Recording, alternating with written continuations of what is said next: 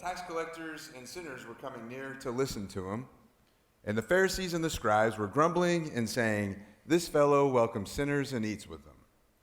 And so he told them this parable. Which one of you, having 100 sheep and losing one of them, does not leave the 99 in the wilderness and go after the one that is lost until he finds it?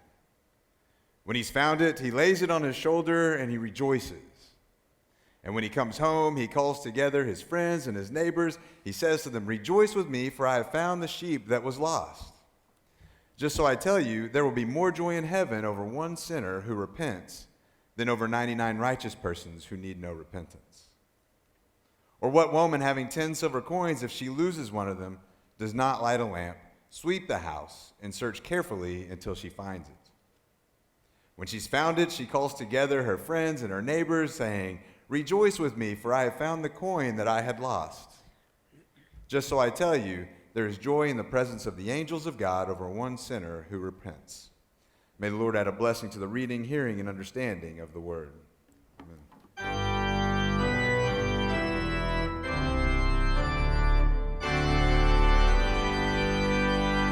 Glory be to the Father, and to the Son, and to the Holy Ghost, as it was in the beginning, is now, and ever shall be, world without end. Amen. Amen. Thank you. Please be seated. Well, I want to offer my thanks to all of you for inviting me to worship with you today and to be able to share just a little bit about faith and discipleship and aligning our lives with God's call in order to work towards building God's beloved community, which all people are seeing, voices are heard. There's always room at the table so that everyone gets their fill. You mind flipping to the next slide? So as my dad was saying, I work for Discipleship Ministries in Nashville.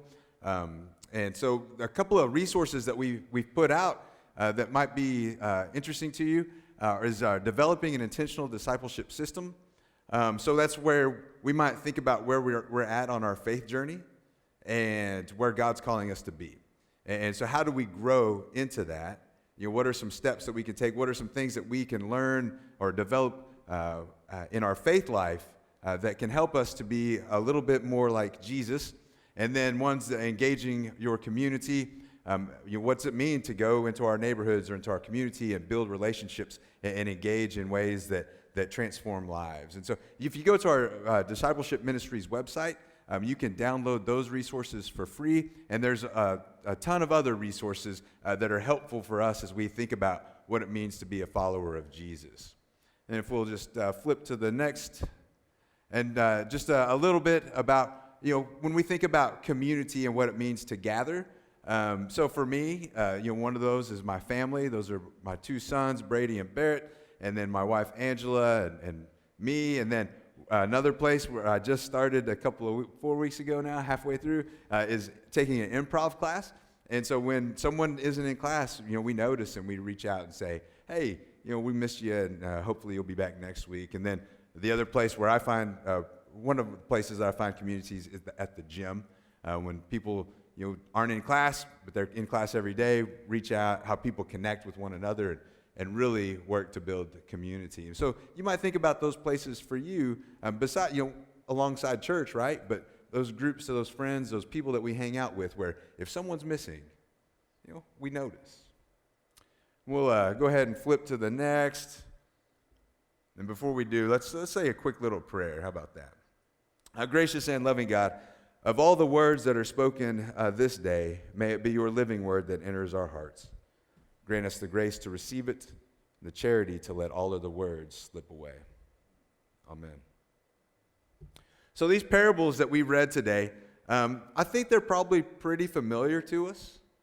So familiar that they can often lose the impact. And then we lose the opportunity to be moved into something new. Familiarity can breed comfortability, And really, we all want to be comfortable. But religion, it's been defined as designed to comfort the afflicted and to afflict the comfortable. And so, when we're reading Jesus' parables, we might think of those in the same way. If we hear something and we think, man, I could get behind that. I could really do that. Or we read it, we don't take up any challenge or nothing new. We may need to re-listen or rehear it and venture into deep listening. See, parables, what they do is they move deep within us, and they challenge us to look at the hidden spots in our lives. Our values and where do they align? And oftentimes, they give us answers that we've always known, but maybe not ready to admit.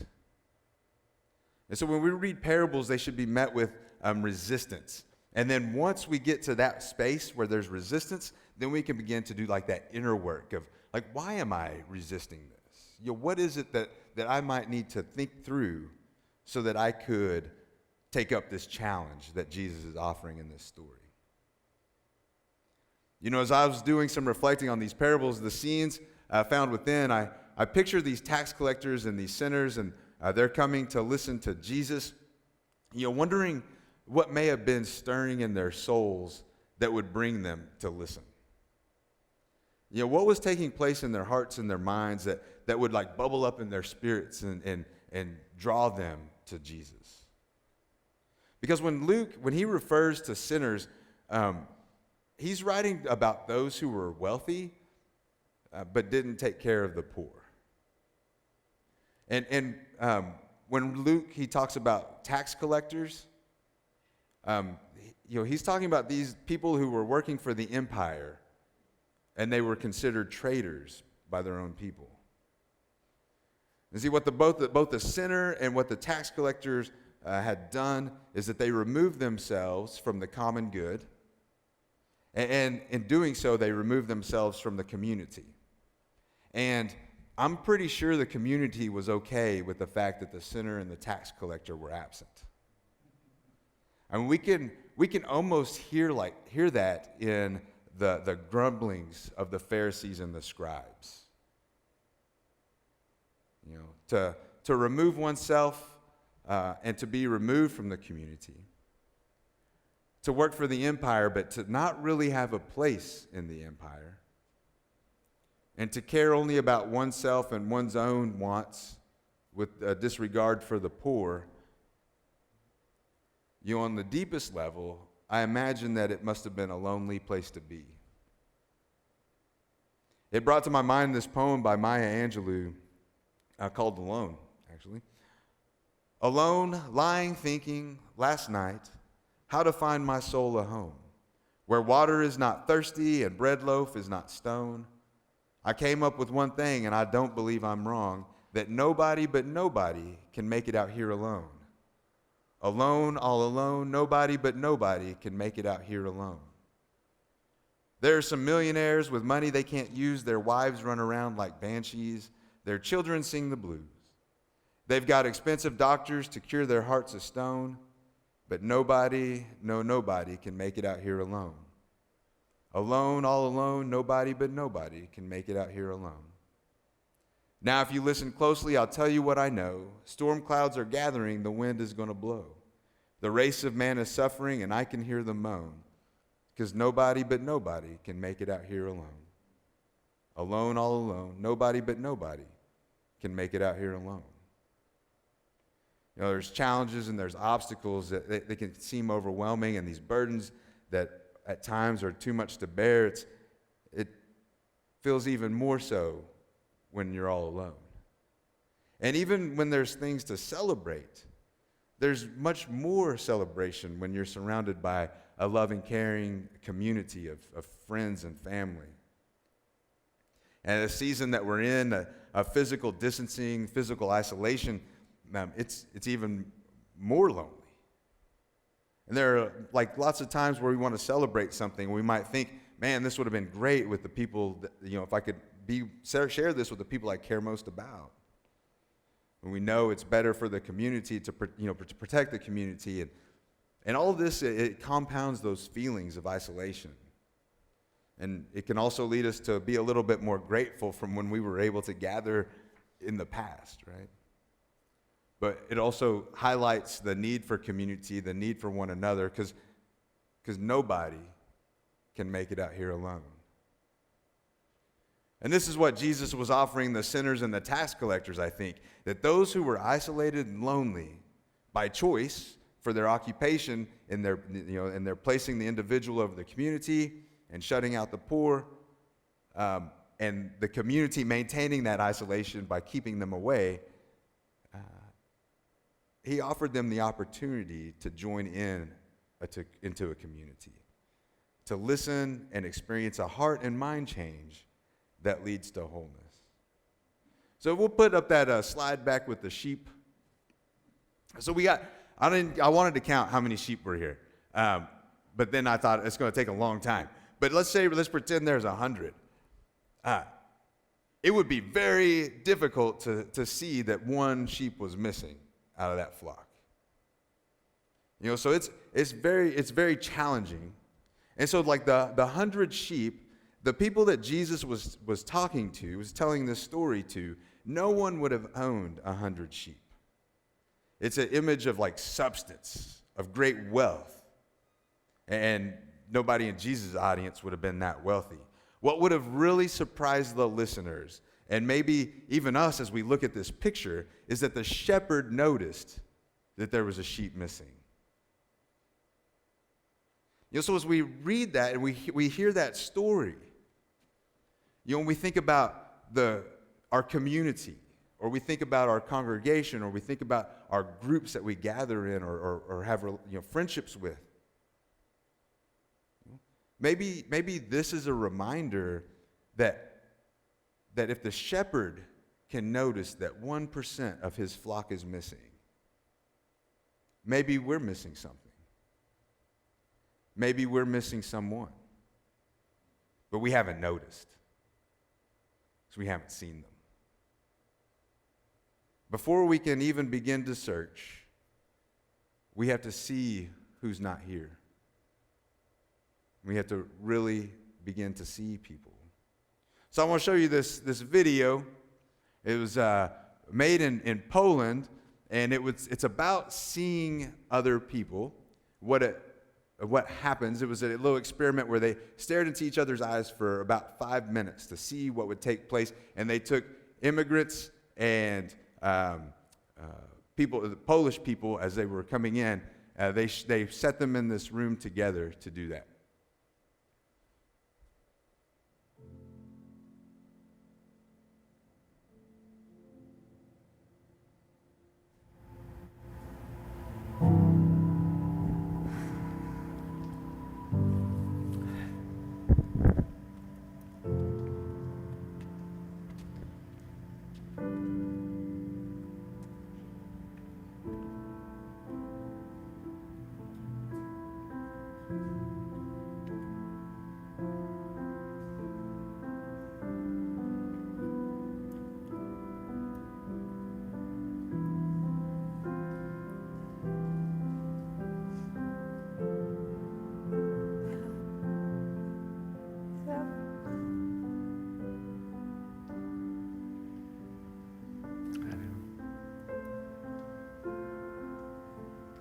Nice mustache.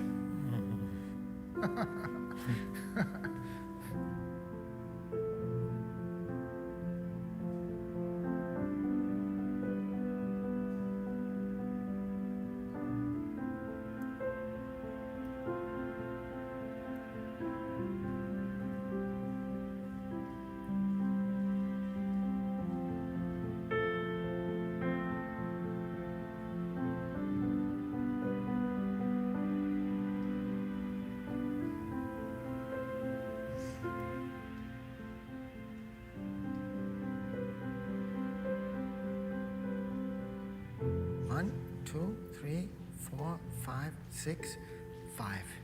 Mit 6, 5.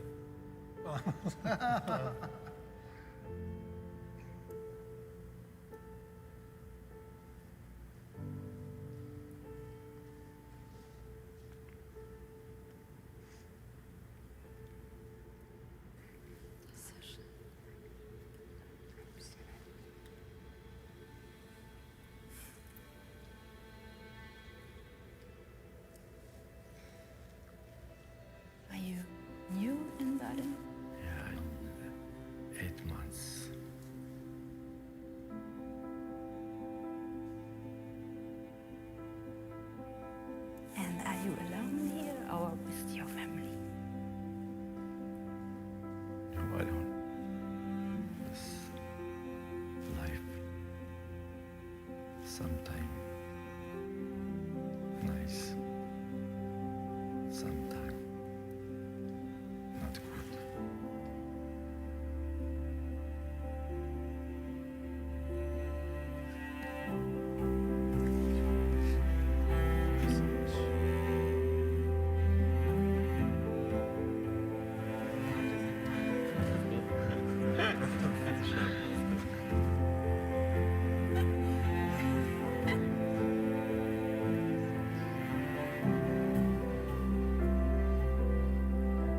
Hi.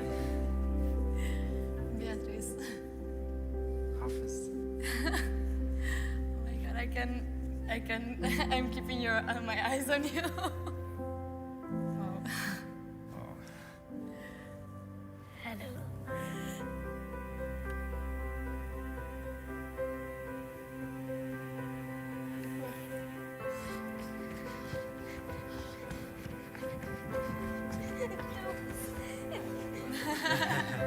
I expect you to ask my number. Be a strong man. Thank you so much.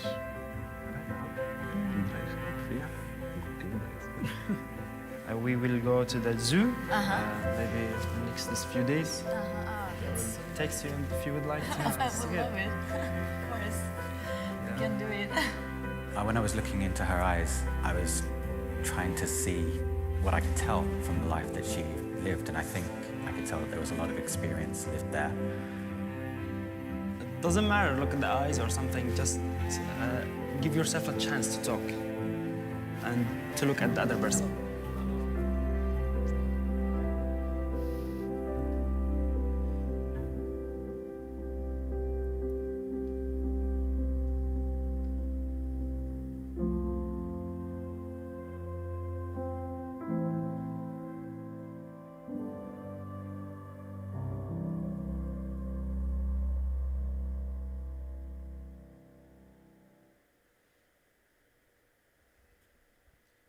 I really love that video, especially when we think about seeing, noticing who's not here, and seeing people.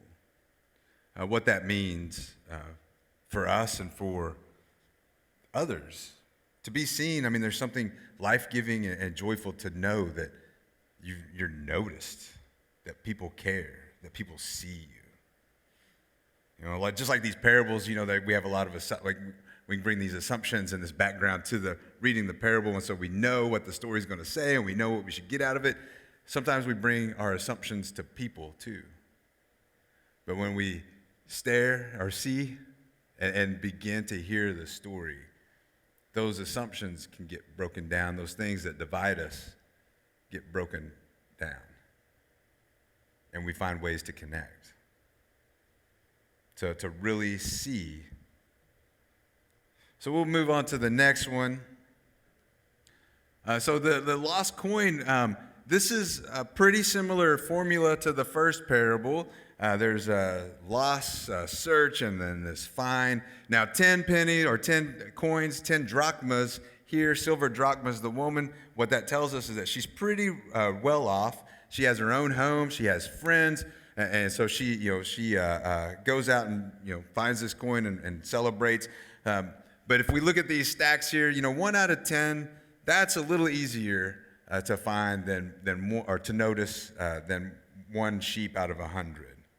But even when you stack them up, you still have to really be intentional about the counting. So she notices, she sees it, she goes on this wild search. Turns her home upside down to get this coin. But here's where the story is a little bit different. In this parable, she takes responsibility. She says, I have found the coin that I have lost. We notice, we search, we find, then we begin to take responsibility. And so I want to share what this sometimes looks like. If we'll go to the next, it's a sound clip. Oh, perfect. Oh, this is going to be awesome. Yes. All right. So this is an NPR story. of a young man and a homeless man, and how they began. One began with seeing, and then how it moved into this new kind of relationship where we find responsibility.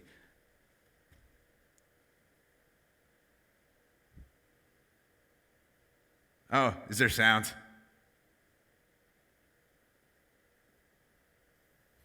Yes, sweet, awesome. And it's time now for StoryCorps. Today, what can happen when you take the time to start a conversation with a stranger? 31-year-old Bryan Peterson is a car designer living in Santa Ana, California. Every day, he passed by 38-year-old Matt Ferris, who has been homeless for more than a decade. And then one day, Bryan decided to say hello. I remember walking up to you. There was like butterflies in my stomach. I introduced myself, and I think I apologized to you. I remember saying, I'm sorry for like driving by you 100 times and never saying hi, because you were always outside my building. You asked me a lot of questions like what I want to do with my life, things that are important to a person. One of the first things you told me was that I moved here from Kentucky to be a musician, and some things didn't work out. Yes. And then I remember, out of nowhere, I just asked you, can I paint your portrait? My first thought when you asked that was, oh, wow, what artist. Something I have somewhat in common with. In that first conversation, I was looking at you, and you say you're not photogenic, but I saw the man who moved from Kentucky, the guy who came out here to pursue a career in music. And I hadn't painted in 8 years, but you were the first guy that captured my heart and gave me a subject to paint. And when you asked me what I wanted to do with the proceeds for the painting, I didn't even have to think about it. I was trying to get you like hotel rooms and clothes and book bags and shoes. She made some suggestions. And you'd always say, well, no, that sounds nice, but I want to record a CD. After you told me that for like the 10th time, I started finding studios for you to record in. In that first recording session, I saw you on the piano, on the guitar, singing. Yes. And then I remember you got to the drums, and there was no drum set. We were like, well, just use synthesized drums. And you told me, no way. And I thought to myself, man, how many areas in my own life have I just maybe gave in to settling for less? And the fact that you wouldn't was a lesson that I've taken with me from that day. I don't know like how many people will end up hearing the album, but it's really helped me a lot to meet someone who's really stuck with me. For me, I consider you more than a friend. You've shown me things may not always be what they seem, that there's a new way of looking at the world, and everyone deserves to be seen with eyes of love.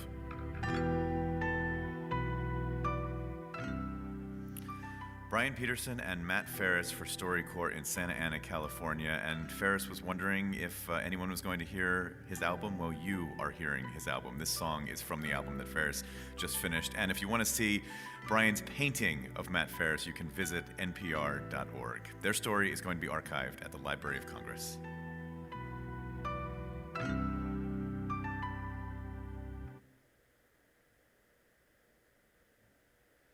And then if you want to click ahead to the next slide.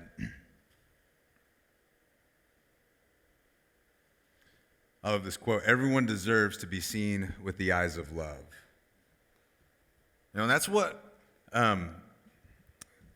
these stories are teaching us, is that we need to notice when people aren't, or those that aren't here. We need to take the time to see. And then it's our call as disciples to take responsibility and invite people into relationship. Because when we get down to it, I mean, we do all kinds of things in the community, but when you get down to it, the only thing that the church really has to offer at its deepest core is relationship. Relationship with God, relationship with one another. It's a community. Right?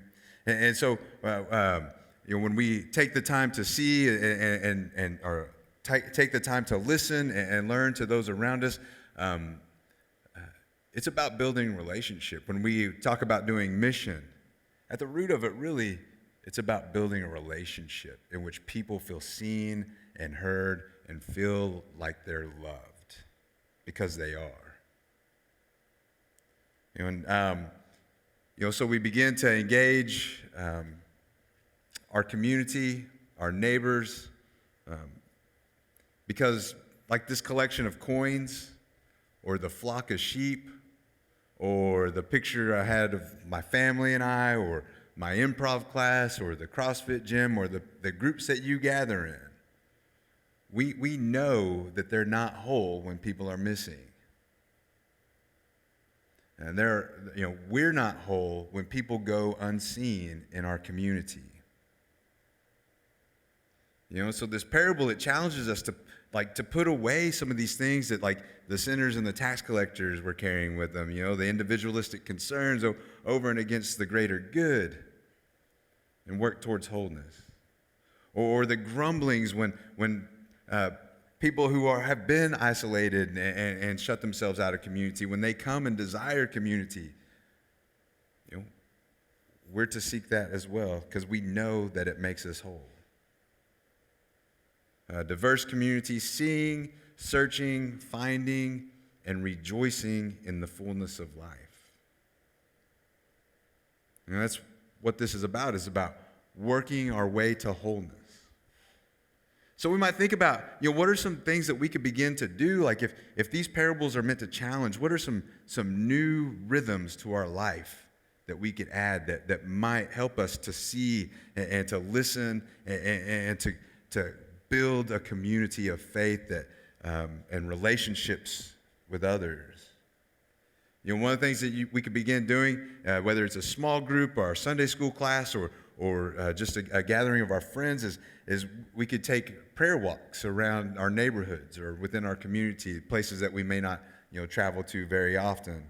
But just take the time to pray and listen and see what are the sights, what are the things that you hear. What's going on in this area? And just listen how God is calling you to see. Another thing is schedule some meetings with listening conversations with leaders in the schools or the community leaders, the civic leaders, the hospitals, other nonprofits, those who are already doing some work to take care of the needs with those who experience poverty or what have you. What needs are they seeking to meet? And then for those who receive those needs, those services, take some time to listen to them, like build a conversation and see if those needs that they're receiving are maybe not, like there's gaps within those. And if there's a possibility where those conversations move further, how can the church partner and fill those gaps? But I think it all goes back down to thinking about relationship and listening to the stories and then partnering together to build something more towards wholeness. Both the shepherd and the woman, they know that if one is missing, we're not whole. In order for us as a human community, as the people of faith, as followers of Christ, we have to begin to see those who go unseen, see what is lost, and search, learn, and listen, and take responsibility. One, for the ways that we've participated in the losing, but the responsibility for offering relationship. Whether it's sometimes, we close our eyes to diverse people around us, or we keep a distance from those who are different, or we use the us versus them mindset that focuses on difference. We see how all our lives are really connected and begin to seek to live into that. And so it's almost like we need to become a resurrected people, which is a word that means awake, to become awake. As if we're becoming resurrected people, and in doing so, take on that challenging work of growing into wholeness, not just as individuals, but as a community.